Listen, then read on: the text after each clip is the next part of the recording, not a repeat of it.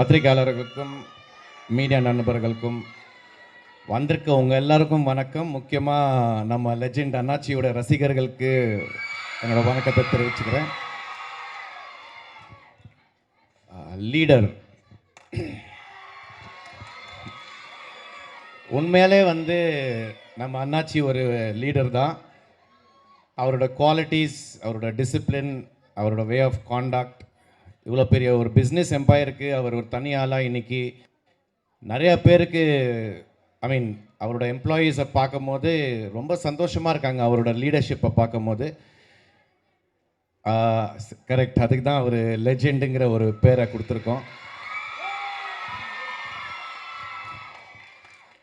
In fact 2024 நான் போய் கருடன் படம் பார்த்துட்டு இந்த மாதிரி ஒரு டைரக்டரோட நடித்தா ரொம்ப நல்லா இருக்குமே அப்படின்னு நினச்சிட்டு வீட்டுக்கு வரேன். ஒரு 2 டேஸில் நம்ம நிக்கில் முருகன் ஃபோன் பண்ணி, ஷாம் ஒரு படத்தில் நீங்கள் நடிக்கணும். சரி, எந்த படம் அப்படின்னா லெஜெண்ட் சரவணன் சாரோட படத்தில் நடிக்கணும். ரெண்டாவது அதோட டைரக்டர் துரை செந்தில்னு சொல்லும் போது அன்னைக்கு நான் நிக்கிலுக்கு நன்றி சொல்ல முடியல. காரணம் என்னடானா ஃபோனில் தான் பேசணும்.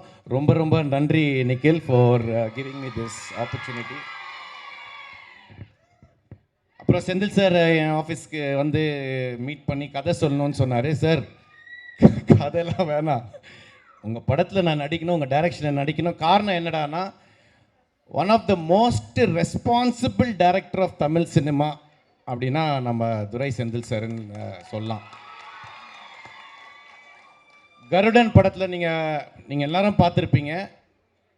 சூரி பிரதரை வச்சு, சசி அண்ணனை வச்சு, உன்னி முக்கந்தனை வச்சு எப்படி ஈக்குவலாக எல்லாருக்குமே இம்பார்ட்டன்ஸ் கொடுத்து அவங்கவுங்க கேரக்டரைசேஷனை அந்தந்த மீட்டரை மெயின்டைன் பண்ணி ஒரு அழகான ஒரு வெற்றி படத்தை கொடுத்தாரோ, அதே மாதிரி லீடர் படத்தில் கூட நம்ம அண்ணாச்சி, நான், சந்தோஷ் பிரதாப், ஆண்ட்ரியா, லால் சார், பாயல் ராஜ்புட், அந்த மாதிரி நிறையா பேரை வச்சு எல்லாருக்குமே அவங்கவுங்க முக்கியத்துவத்தை கொடுத்து இந்த படத்தை டைரக்ட் பண்ணியிருக்காரு. It is a completely a Durai Senthil film இந்த படம்.